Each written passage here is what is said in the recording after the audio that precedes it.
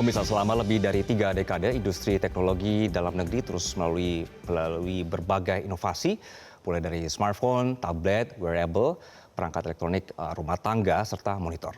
Seperti apa industri teknologi ini berdampak ke perekonomian Indonesia? Sudah hadir bersama saya, Head of Category Management, Selvia Gofar, dan juga ekonom Fitra Faisal. Selamat siang, Mas dan Mbak. Terima kasih sudah hadir di studio kami.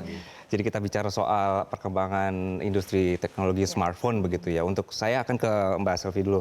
Untuk yang sudah begitu lama Samsung sudah ada di sini, berapa besar kolaborasi yang sudah dilakukan yang berdampak pada penciptaan lapangan kerja? Kita lagi getol sekali nih ingin menciptakan peluang itu sekarang. Iya, jadi Samsung itu sampai saat ini sudah membangun peluang kerja sebanyak 11.000 dan kita juga berkolaborasi dengan mitra lokal dan juga partners untuk membangun lagi lebih banyak lagi untuk peluang kerja.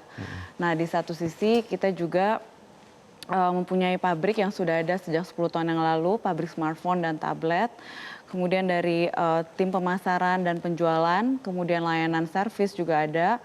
Dan yang paling penting itu kita punya tim pengembangan dan penelitian R&D itu juga sudah ada di Indonesia. Itu yang Serin itu ya? Yang Serin itu ya, benar. Jadi sebenarnya banyak kolaborasi yang sudah terjadi, termasuk dari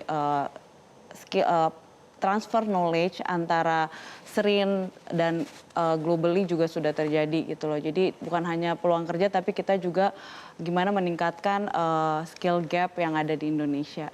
Oke, sejauh ini dari pihak Indonesia sendiri seperti apa ketika ini Samsung sudah ada research centernya bahkan di sini gitu, dan juga ada TKDN-nya juga di sini. Bagaimana tanggapan dari tersendiri? Jadi dari kita sendiri tuh merasa kayak seperti apa yang kita sudah jalankan selama ini gitu.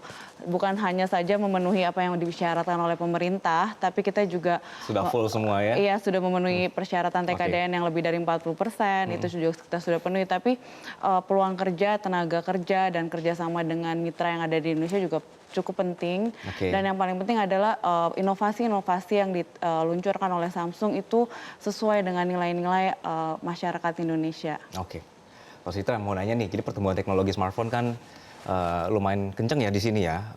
Bagaimana ini melihat bahwa dampaknya ke tadi sudah ada lapangan pekerjaan dan juga gengsi juga lah untuk perkembangan teknologi kita. Ya, jadi kalau kita lihat misalnya pertumbuhan ekonomi ya, secara sektoral, kalau kita lihat dari sektor ICT tahun 2024 itu pertumbuhannya 7,57%. Itu tinggi sekali. Karena apa? Karena bahkan pertumbuhan ekonomi kita cuma 5,03%. Jadi ini jauh melampaui pertumbuhan ekonomi.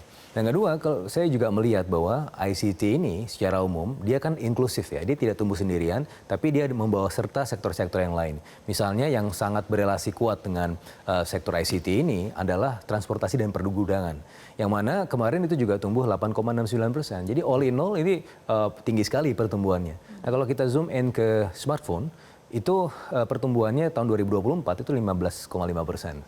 Dan secara umum ini juga yang paling tinggi ya pertumbuhannya justru di kelas low end. Nah, berarti kan kita juga bicara mengenai bagaimana teknologi itu menjadi semakin inklusif, bisa menjangkau orang-orang yang kelas menengah ke bawah ya, sehingga pada akhirnya penetrasi digital itu bisa menghasilkan kekuatan-kekuatan ekonomi yang signifikan gitu ya. Nah, kalau kita lihat secara makronya, secara umum kita juga melihat bagaimana sumbangan dari ekonomi digital itu di tahun 2023 dan 2024 itu sekitar 90 billion US dollar.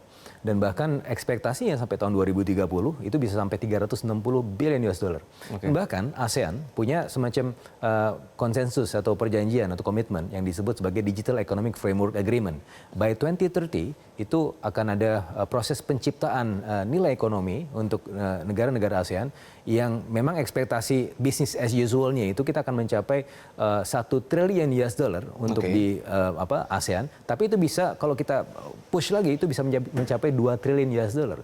Dimana dengan kalau misalnya trajectory itu sesuai, maka Indonesia tadi kalau bisnis as usual saja bisa 300 billion US dollar, kita bahkan bisa mencapai 600 billion US dollar untuk itu. Nah, makanya ini pertumbuhan sangat signifikan dan pada akhirnya saya juga melihat bahwa jangan-jangan pertumbuhan ekonomi pemerintah target-targetnya itu bisa tercapai salah satunya dengan investasi di sektor ICT. Karena berdasarkan hitungan saya, itu kan kita butuh untuk mencapai 8% itu kita butuh 10.000 triliun. Nah, dari 10.000 triliun itu kalau kita bagi per sektor, itu ada 6 sektor yang utama ya, menurut hitungan saya. Ada energy, ICT, transportation, housing, water sanitation, and water resources. Di mana sektor ICT ini nomor 2 paling besar, yang mana kebutuhan investasinya kalau kita masukkan 1.800 triliun di situ, itu bisa menjadi faktor penggerak untuk 8% nah, tadi. dengan kondisi seperti misalnya Samsung ini menggunakan TKDN di sini, kemudian mengembangkan riset centernya begitu juga Mas ya. Mbak, ini jadi kalau misalnya ke depannya memang akan ada transfer knowledge atau tidak, atau seperti apa nanti dari Samsung? Ya, jadi kalau mengenai transfer knowledge itu kan memang kita sekarang juga sudah berjalan cukup lama gitu. Tidak hanya internal tapi juga eksternal. Nah, yang internal ini pun kita selalu ada satu portal di dalam tim Samsung Indonesia sendiri untuk diberikan best practice dari negara-negara lain. Jadi di situ semua untuk standarisasi keseimbangan, keterampilan yang ada di Samsung globally sendiri gitu loh. Jadi transfer knowledge-nya terjadi dari best practice apa yang dijalankan oleh negara lain gitu loh.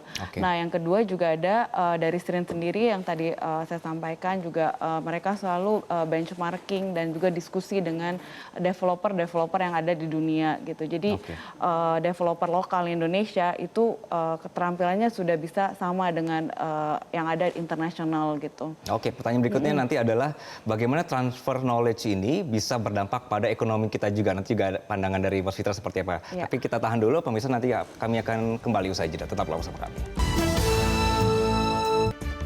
Kembali dalam pembicaraan mengenai industri teknologi smartphone dan elektronik di Indonesia, pemirsa, kami sudah ada Samsung di studio dan juga ada Mas Fitra. Bahwa kita tadi sampai di pembicaraan Samsung ada komitmen, ada Srin, transfer knowledge juga gitu kan ke sini dan juga mengundang beberapa ekspor dari luar. Ini memang untuk dampak keberlanjutan ekonomi apa sebenarnya yang diinginkan oleh Samsung ke Indonesia khususnya? Ya, kita dari Samsung sendiri sebenarnya sudah mengejas juga dengan apa yang ada di Indonesia, khususnya sesuai kebutuhan masyarakat Indonesia dan juga nilai-nilai yang sesuai dengan Indonesia. Nah, contohnya untuk Galaxy AI itu di-develop oleh Srin, Galaxy AI berbahasa Indonesia.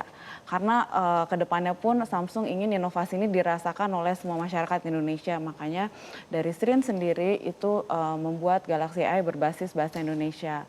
Selain itu juga Srin membuat beberapa aplikasi seperti Salam untuk yang lagi Ramadan ini banyak banget yang pakai untuk pengingat sholat gitu. Terus Galaxy Gift Indonesia juga ada library time. Itu di-develop di sini ya? Samsung Pay itu semua di-develop oleh Samsung Research Indonesia.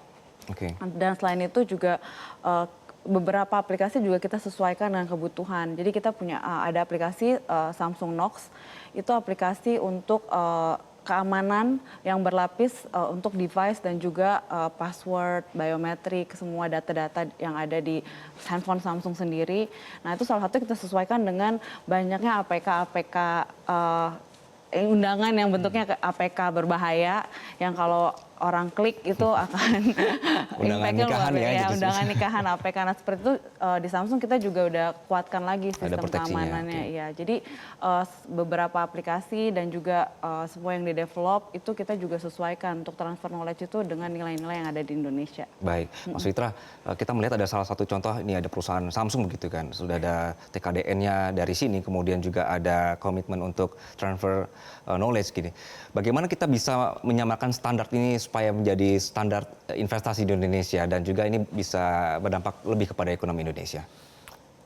Ya, yang pertama tentunya kita sangat bersyukur sekali Samsung melakukan itu ya, karena memang kita memiliki semacam tidak ada compatibility antara education kita dengan kebutuhan industri ya, sehingga kepada akhirnya ya industri sendiri yang menyediakan itu sebenarnya bisa terjadi secara natural. Menurut saya kalau misalnya itu diharuskan, itu menjadi potensi hambatan investasi kan mereka juga akan berpikir ongkos produksi gitu kan. Jadi jangan sampai kemudian ini kan di tengah-tengah investasi yang saling membandingkan antar negara ya. Jangan sampai kemudian mereka langsung wah udah deh kalau di Indonesia harus ada persyaratan itu saya akan ke Vietnam gitu. Nah, itu harus kemudian kita pertimbangkan masuk-masuk juga karena ya biar bagaimanapun itu juga akan menjadi satu pertimbangan natural buat industri tersebut tanpa kemudian kita harus menyematkan itu menjadi suatu kewajiban. Yang jelas ketika big player seperti Samsung sudah melakukan itu akan menjadi semacam sinyal ya, dan kemudian menjadi contoh juga buat yang lain ya, dan mudah-mudahan itu akan memicu bandwagon effect buat industri-industri yang lain yang ingin masuk ke Indonesia, karena ya contohnya suksesnya seperti ini. Kalau Anda ingin sukses di Indonesia ya lakukan seperti Samsung misalnya. Oke, kalau soal penetrasi, bagaimana Mbak Selvi untuk Samsung sendiri ini bisa supaya transfer knowledge ini berdampak lebih luas, penetrasi ke masyarakat? Ya, saat ini Samsung dari tahun 10 tahun yang lalu ya, lebih deh, dari tahun 2012 kita sudah menjalankan CSR memang dengan tema Together for Tomorrow Enabling People. Jadi dengan tema itu selalu membuat dampak yang cukup luas untuk masyarakat Indonesia, khususnya di dunia pendidikan. Jadi kita ada Samsung Smart Learning Class, terus ada juga Samsung Tech Institute, kemudian juga ada Samsung for Tomorrow. Nah itu juga Samsung Solve for Tomorrow ini kita sudah jalankan, dan ini menjadi wadah inkubasi untuk siswa-siswa sampai dari SMA sampai S1, mereka dilatih gitu loh. Dan juga ada kontes supaya mereka bisa berinspirasi untuk membuat something yang benar-benar sesuatu yang berguna untuk masyarakat. Oke. Nah di situ juga ada pelatihan coding, AI, dan juga IoT gitu. Jadi semuanya bisa belajar di sana. Ini untuk siswa SMA, SD? Untuk siswa SMA sampai dengan S1. Jadi untuk eksternalnya memang Samsung menjalankan program ini. Jadi mereka juga sangat dekat ya dengan teknologi seperti AI, IoT gitu, yang kita memang itu menjadi salah satu inovasi dari Samsung sendiri. Dan ini sudah dijalankan bisa sampai lebih dari 50.000 siswa dan 50.000 guru di Indonesia. Wow, oke. Banyak juga ya. Iya. Mas, kalau misalnya dengan sudah ada contoh ya, gitu, transfer knowledge ke level yang sampai di SMA seperti ini bagaimana bisa mengakselerasi perekonomian kita, Mas, ketika akhirnya dibantu oleh pihak swasta justru ya, yang mengisi gap keterampilan itu? Iya, karena ya tentunya pemerintah tidak bisa melakukan semuanya sendirian ya. Kemudian butuh ada kolaborasi ya, kolaborasi aktor-aktor yang saya sebut sebagai biasanya quadruple helix. Yang kita sebut sebagai quadruple helix, ada pemerintah, ada sektor swasta, kemudian ada education ya, tempat saya di kampus ya, dan kemudian ada komunitas. Nah, itu semua harus berkolaborasi. Karena kalau kita lihat APBN kita cuma belanjanya tahun ini 3.600 triliun, itu cukup buat apa? Jadi nggak cukup buat kemudian melakukan semuanya gitu kan. Nah, artinya ya kolaborasi ini saya rasa akan menjadi sangat penting sekali. Dan kalau kita bicara pertumbuhan ekonomi, yang paling penting itu adalah pilar sumber daya manusia. Gitu kan? Kalau misalnya tanpa SDM-nya yang bagus ya, FDI bisa masuk, tapi tidak akan kemudian inklusif. Dia akan kemudian mengenyahkan potensi-potensi lokal gitu kan. Pada akhirnya kalau misalnya SDM kita bagus, bisa mampu menyerap kemampuan investasi yang masuk itu pada akhirnya pertumbuhan ekonomi tidak hanya tinggi tapi juga inklusif. Gitu. Oke. Ini juga Mbak yang jadi fokusnya Samsung ketika 3 dekade di sini dan juga meningkatkan SDM Indonesia? Ya betul, jadi Samsung juga bukan hanya berinovasi dalam sisi produk, tapi kita juga membuat kontribusi yang berkelanjutan dengan mentransfer knowledge dan juga meningkatkan skill gap yang ada untuk sumber daya manusia di Indonesia. Oke, terakhir nih ke Mbak Selvi, jadi untuk bertahun-tahun sudah ada di Indonesia juga, sudah ada 3 dekade tadi di Indonesia, ada yang mau disampaikan mungkin ke pemirsa? Ya, jadi Samsung berkomitmen tumbuh bersama Indonesia melalui inovasi teknologi, produksi lokal, dan juga kontribusi yang berkelanjutan yang tadi saya sampaikan dari sisi sumber daya manusia juga, di mana kedepannya nanti Samsung akan menghadirkan lebih banyak inovasi, lebih banyak produk-produk yang berimpact terhadap konsumen Indonesia juga. Dan mudah-mudahan juga bisa mendukung perekonomian Indonesia. Oke, baik. Mbak Selvi, Mas Fitra, terima kasih sudah hadir di studio kami. Sama-sama, Mas Anggi. Dan pemirsa tetaplah bersama kami, nanti Metro Siang akan kembali usai jeda. Jelajahi cara baru mendapatkan informasi. Download Metro TV Extend sekarang.